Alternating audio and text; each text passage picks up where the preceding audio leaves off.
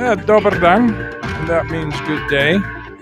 This is TalkCast PDX. You can find us on the web, talkcastpdx.com. What is it? Tuesday, September 7th, 2021. Name of the show is The Bogdanich Perspective.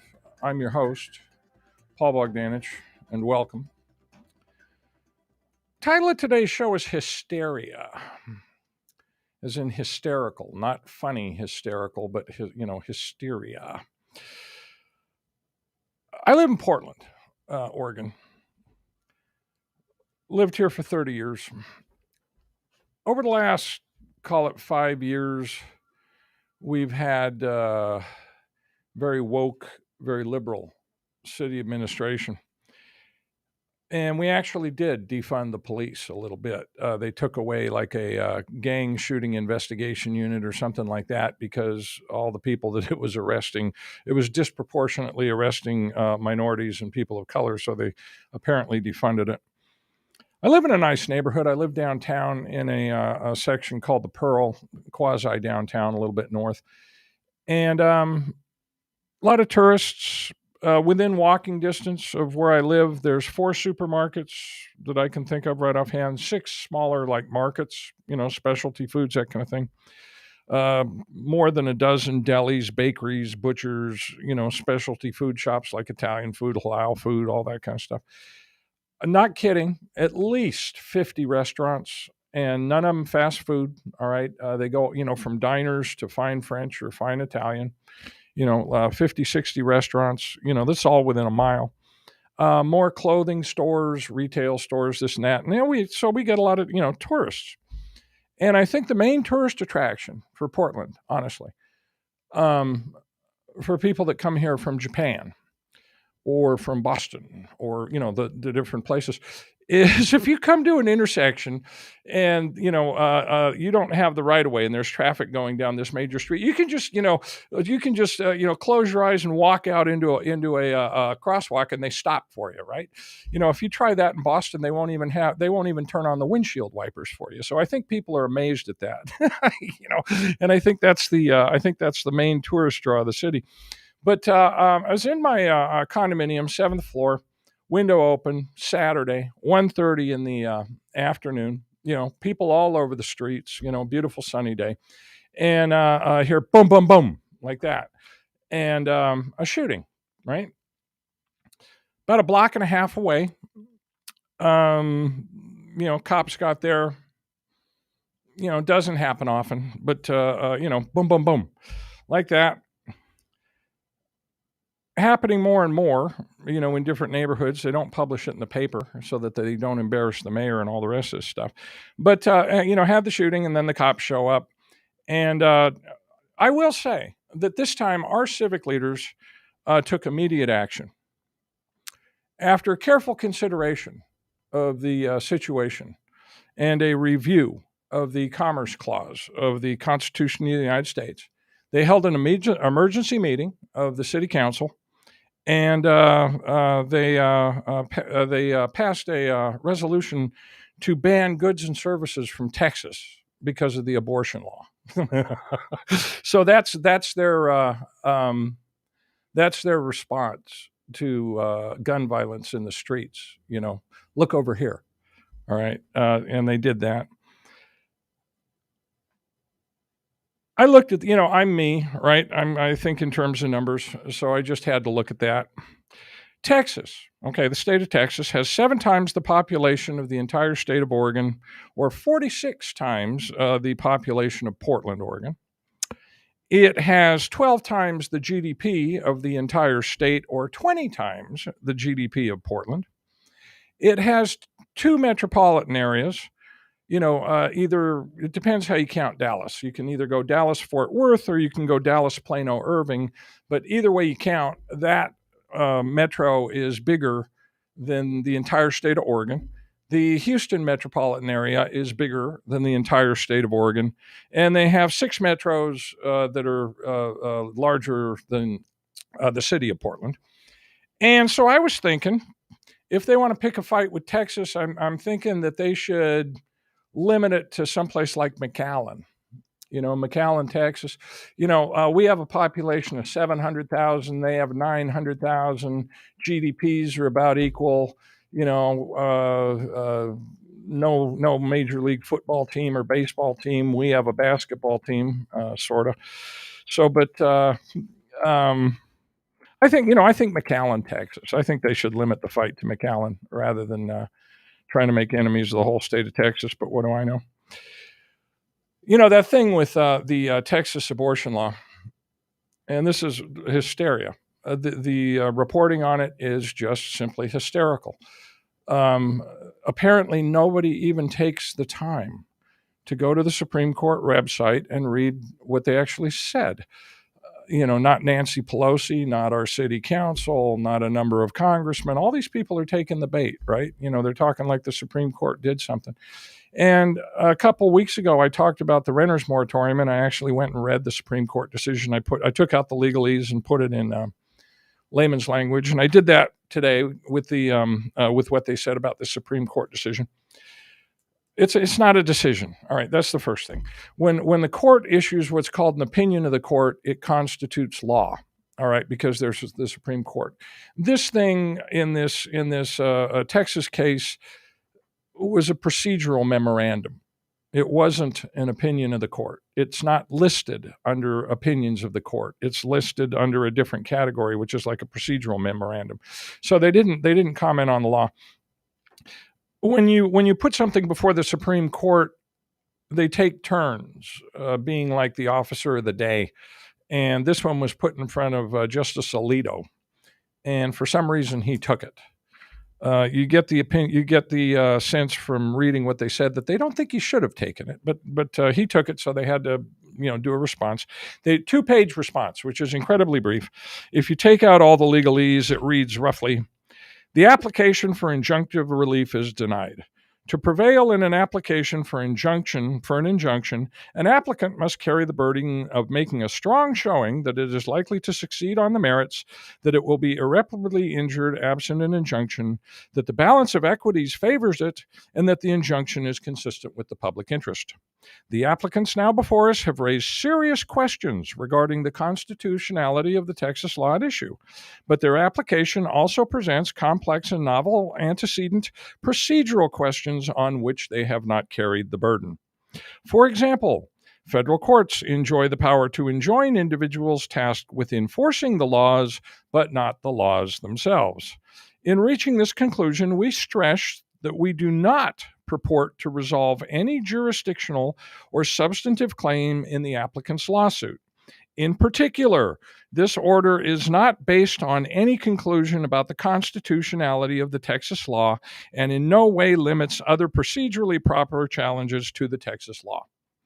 Unquote. When you read the legalese, what they did is they said, hey, guys, we don't know who filed this, but the standard for injunctive relief is a bright-line 4-pronged test, all right? And then they, it's got like a paragraph full of all the different decisions and where they outline the bright-line test, and then they summarize. Have to make a strong showing. Has to be likely to succeed on the merits. Have to show that if the injunction isn't granted, they'll suffer irreparable injury. Has to be the balance of equity have to favor it, and it has to be in the public interest. That's the test, all right, to get an injunction. And so they reminded them of that. And they basically said in backhanded language that this Texas law is just a contrivance, red meat for the base, and it won't withstand a lower court scrutiny. So they said, take it back to the lower courts. Don't bother us, right? Okay.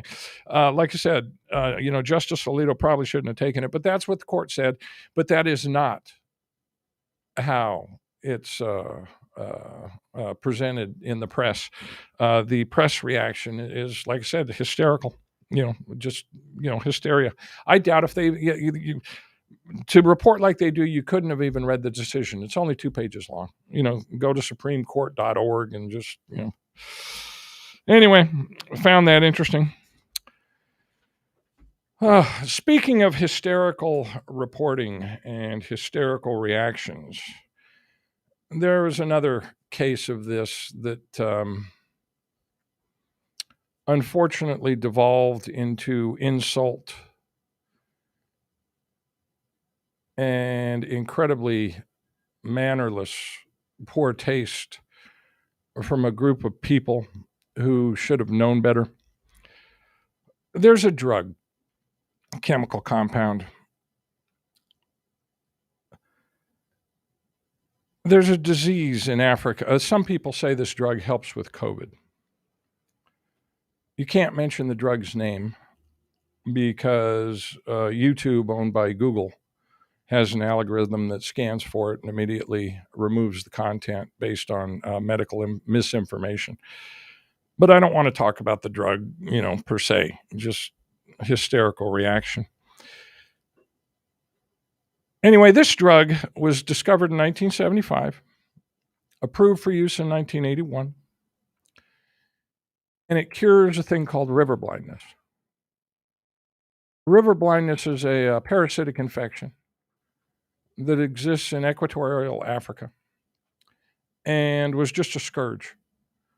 Prior to the invention of this drug, men who worked in the river systems, fishing or just anywhere near the water, would be blind by the time they were in between 40 and 45 years old. They developed customs in the villages where the boys, 8, 10, 12 years old boys, would be in charge of leading these blind men around. They would, get a stick, and the boy with sight would hold one end of the stick, and then there would be a blind 40-year-old man behind him holding a stick, and another blind 40, and it was just a scourge. And Japanese doctors came in and they developed this drug, and it's an anti-parasitic. And you have to understand about Africa. When you look at a flat map of the world, that's trying to project a round sphere onto a two-dimensional surface, and they use what's called the Mercator Projection because it works best for ship navigation. But the Mercator Projection overrepresents the land masses the further north or south that you get. So in other words, things closer to the poles, like Greenland, look a lot bigger than they really are, and things near the equator are vastly underrepresented, okay? Africa is huge. The continent of Africa is just enormous. It's second only in landmass to Asia. If they didn't count the Arabian Peninsula as part of Asia, it would be the largest continent. It has, if you go from the equator to 22.5 degrees south and north, that's called the tropics. From 22.5 degrees to 35 degrees is called the subtropics, and from 35 to 60 degrees is called temperate zones. Africa is so large that it has a tropical region, 2 subtropical regions, and temperate regions. It's that big. And the people in tropical Africa, what is it? 31 countries, 815 million people, have been taking this drug since 1981 when it got approved for use. They do it prophylactically. If you're in one of the villages that's near the river systems or you work on the river, you get it twice a year. All children get it. Are given the dose of the drug because it cures river. It stops this parasite. It's called, cures river blindness. But because somebody, all right, so this happens, right? They've been taking this drug, the entire population of equatorial Africa, 31 countries, 815 million people. They've been taking this drug since 1980, all of them, right? Okay, this COVID thing happens 40 years later, okay? Somebody says, hey, in the 31 countries in Africa, the equatorial countries, where they take this drug, only 14 deaths per million from COVID. And on the same continent, in the subtropics and the temperate zones in Africa, where they don't take this drug, 122 people are dying per million. That's about 10 times, fewer people in equatorial Africa than the other ends of the continent. Maybe we should look at that, right? And so some Japanese researchers went and looked at it, and they concluded, published a big study. And they concluded the community-directed oncological Psoriasis treatment with this drug is the most reasonable explanation for the decrease in morbidity and fatality rate in Africa, unquote. The drug is an antiparasitic, but one of the quote unquote side effects or other things that it does is it makes your cells retain more zinc. Zinc is an element. All elements are non-soluble. Zinc is not stored in fat, like iron in your body is stored in your blood marrow, but your body doesn't store iron or zinc, so the only zinc you have is what you get from your diet. Shellfish are the highest source. Red meats, beans, a bunch of beans have a lot of zinc, but oysters are by far the best, 7 times any other food or something. But it helps your cells store zinc, and zinc in the cytoplasm of the cells inhibits viral reproduction. Any virus. Okay, it doesn't stop you from catching a virus. It doesn't cure the virus, but it inhibits reproduction of the virus, which means you don't get as sick and you recover quicker, right? Okay, so they know the method of action. They know that this drug has been taken by 815 million people in 31 countries for 40 years. All right, they all happen to be black just because it's equatorial Africa. The American Medical Association, all right, and a large number of American doctors and American corporations. This drug is off patent, by the way. It doesn't make anybody any money. All right. Started to refer to this drug as a horse drug, okay, or cow paste.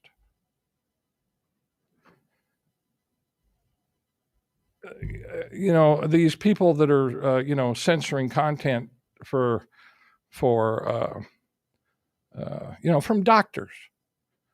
That's, doctors are supposed to be PhD level educated, right? And to have a drug that's used by a population of 31 countries, 815 million people safely for 40 years. They take it like we take Tylenol or Advil, which is ibuprofen. Tylenol is acetaminophen. What's the other one? I wrote it down because I couldn't remember it, but whatever Benadryl is, diphenhydramine, all right, is also a quote unquote a horse drug or cow paste. But for the American Medical Association and American doctors and Merck, the pharmacological corporation that holds the expired patent, to start referring, the guys who invented it won the Nobel Prize, and for them to start. Anyway, it shows where their mind is at, okay? It shows their thought process, and they are completely off the rails. They're behaving hysterically. And that's what I wanted to say about that. In the financial headlines, we had the jobs report for August, right? Came out September 3rd, which was Friday. Comes out in the morning. Wall Street Journal covered the jobs report on their Saturday edition. The headline was Delta virus throttles job growth. Okay. If you got past the headline and actually read the article, it was 19 paragraphs long. Unlike certain prior articles, they didn't try and relate every other paragraph to Delta. That was just the headline. The article was well written. It mentioned the number of the headline numbers, the statistics. It mentioned where jobs were created, where jobs were not created. They mentioned the increase in the average hourly wage. They mentioned, they had interviews with people. It was a very good article. I would go so far as to say that if you could have got past the headline and read it, that it fairly represented the underlying report. Good article in the Wall Street Journal on Saturday about the economic report. But as is my habit, I read the actual report. And if you want to get into the details, which I like to do, obviously, 235,000 net jobs created, and the unemployment rate fell from 5.4 to 5.2% on technical reasons. people aging out of the workforce, retirements, and so on, not so much having to do with hiring. Every employment report always has subcategories where you have 800 jobs lost or 1,000 jobs lost, or just minor losses, while these ones are hiring. These guys fired a little, but they're always pretty small in a growing economy. This report was unusual in that you had a number of categories where you had big losses. Okay? If you ignore the big losses, net about 400,000 jobs were created. Expectations were for in between 600,000 and 700,000, depending on which economist set the expectation. So it was a miss, but there was about 400 created, but there were big subtractions in industries, and contrary to last month, the jobs created were on average above the average wage. Now, the average wage went up 17 cents an hour to $30.73. The jobs created in August were above that on average. And the hours worked, average weekly hours stayed constant for the third month in a row at 34.7, which is unusual. And what that indicates is that certain employers have a slack workload, but they're not firing anybody. Okay, they're keeping them on. Because probably, for fear of not being able to replace them, right? The jobs that, were created of the 400,000, some of the higher paying ones: professional and technical, 58,500. Educational services, not teachers, 40,200. Manufacturing, 25,500. Local government positions, not teachers, 19,600. Architecture, 18,700. Those are like $45 an hour jobs. Residential contractors, 17,300. Finance and insurance, 16,000. Administrative support for finance, insurance, and business and technical services, 12,000. Computer data processing, which is just a broad category that they have for computer jobs, 12,000. Air transportation, 11,400. Real estate, 10,600. And here's the unusual part: food service, shed, 41,500 jobs. Food and beverage stores, shed, 23,200 jobs. Building materials, suppliers, truckers, train, lumber yards, that kind of thing, shed, 13,000. And home health care, shed, 11,600. And those were the only line items, if you will, above 10,000 shares. There were a lot of losses, less than 10,000 shares, but more than 1,000, not a lot, but I mean another 5 or 10. And altogether, there were about 400,000 jobs created, minus these losses, brought it down to 235 net. Big disappointment to expectations of a net 600 or 700. That happened on Friday morning. And the markets didn't notice much, but they noticed a little. And on Friday, the S&P 500 fell 1.5 points, which is just infinitesimal in terms of percent, but fell 1.5 points. And that's too bad. That really is. Because if it would have gone up 1.5 points, then it would have been a new all-time high on Friday, because Thursday was an all-time high. And let's move to the markets and look at that. We go from Friday to Friday, and our last Friday here was September 3rd, 2021. And for that week, the markets were up 0.6%. And so on one of our portfolios here, you should have had about a $600 gain. So $600, right?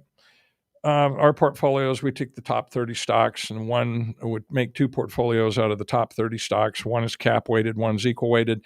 Then we take all 11 sectors of the S&P, top 3 stocks, make a portfolio out of that. And then I have a discretionary one that I'm managing. So we have 4 altogether. But the top 30 capitalization weighted portfolio. Now, if you followed the market, it should have returned $600, returned $1,325, right? More than double. Okay. Top 30 equal weight returned 876, well above 500 and 600, call it, well above $600. Top 3 every sector returned 1,102, well above 600. And my portfolio only returned 472, of which my hedges cost me 347. So I'm only, net 125. My portfolio, I started with 24 stocks. I think I'm down to 17. I'm at about 45% cash, which is how come my stock numbers don't go up. On a percentage basis, mine, for the 17 stocks I do have, mine went up more than theirs, but because I have much less invested, I don't make as much. And then I spend a lot on hedges still because I'm nervous. But if you look at the stocks, so, just generally the broad pattern, top 30 cap weight, 1,300, top 30 equal weight, same 30 stocks. The only difference is cap weighted versus equal weighted. One's 1,325, the other's 876, in terms of gains. So what's that tell you? That it's the largest stocks that are, pushing this market. In particular, Apple, Amazon, Tesla, Netflix, PayPal, this week. The ones that lost, you had that problem again with Visa and MasterCard, Bank of America, JP Morgan, Berkshire Hathaway. So if you look at the top 5 losers in that portfolio, banking, credit card clearing, and credit card clearing, right? Top 30 equal weight was similar, except for Comcast and Apple made the list of the top gainers. Comcast because it went up 3.9%, and Apple because it's the largest stock and you just buy more of it. In the one where you take all 11 sectors from the S&P in the top 3 per sector, Prologis, which is a real estate investment trust, was first. It added 215 to the portfolio, went up about 5.9%. Right behind them is American Tower, which is another real estate investment trust, so adding 5.8%. And then right behind them, Crown Castle, which is the third real estate concern in this portfolio. So real estate was by far the best performing sector, for last week.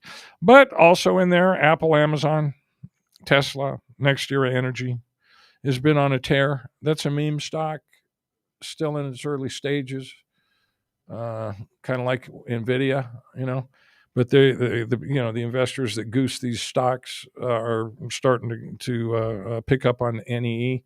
So if you want a quick hit, I wouldn't hold it too long. But, maybe a couple of weeks, NEE seems to be where the meme stock guys are moving. My portfolio, Philip Morris, the tobacco company. I love tobacco companies. They're regular, addicts can't quit. So their revenue stream is assured. Comcast, Apple, Thermo Fisher is up. Only one loser, Visa, for me. Anyway, if we take all 54 of my hedges, this is what really cost me. What did I have?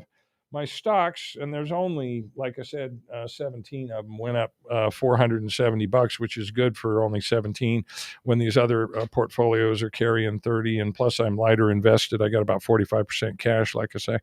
But Phyllis Morris should have added 184, but the hedges subtracted 160. Comcast should have added 181, but the hedges subtracted 144. Apple should have added 177, hedges subtracted 167, excuse me. Thermo Fisher should have added 176, but hedges subtracted 147. Costco should have added 134, hedges subtracted 101. On the other side, Visa should have lost 144, but the hedges gained back 145, right? And that's what I'm waiting for, is a temporary correction of any measurable nature. Target should have subtracted 97, but the hedges returned 82. JP Morgan, just dogging it lately, should have subtracted 96, but the hedges made up 91, and so on. If you take all 54 stocks from all 4 portfolios and just rank them, 3 stocks up above 5%, and that would be Prologis, which is the real estate concern, up 5.9, followed by American Tower, the real estate concern, up 5.8. And then Netflix was up 5.7%. Below them, up more than 3%, but up less than 5%. There were 10 companies, and that includes Crown Castle, the other real estate concern, Philip Morris, PayPal, Amazon, Apple, Tesla was in that group. 4 stocks that were up above 2% but less than 3%, 8 stocks that were up above 1% but less than 2%, 11 stocks that were up but up less than 1%, and that is 36 out of our 54 stocks gained, and then 18 went down. The 18 went down. You had 6 stocks that fell but less than 1%, 7 stocks that fell more than 1% but less than 2%, 2 stocks that fell more than 2% but less than 3%, and those were what are those? JP Morgan and Nike. JP Morgan fell 2.2% and Nike fell 2.6%. And then you had 3 stocks that fell more than 3%, and that's Visa, Bank America, 3.3% on Visa, 3.4% on Bank America, and MasterCard fell 5.4%. We already talked about Visa and MasterCard several weeks ago. The congressional inaction and poor management on a variety of issues where they stopped all these stimulus and unemployment and eviction and everything. They just cold turkeyed them. Took the bottom out. People at the bottom end they're starving. Going to be a problem later, but nobody heavily invested in the stock market gives a shit about them, right? So, but when they don't have any money, you get less debit and credit card clearing, and that's why Visa and Master.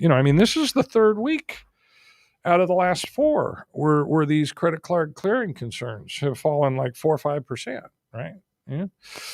On my hedges, I get the money back, but if you're holding those stocks without hedges, you're down 15% by now, on those particular investments. It also hurts Apple. Apple's share price would have been better, but they have Apple Pay, right? And they're a little more insulated. I'm thinking that's it for me. Yeah. Anyway, that's all for this week. Name of the show is the Bogdanich Perspective. Look at us on TalkCast PDX. I won't get scrubbed for my content from TalkCast PDX. So talkcastpdx.com, if you must, should be splattered on the web on Google and Spotify and places like that. If you have any questions, comments, or want me to address topics, send an email. Paul at StockBettor. That's Paul at StockBettor, BETTOR.com.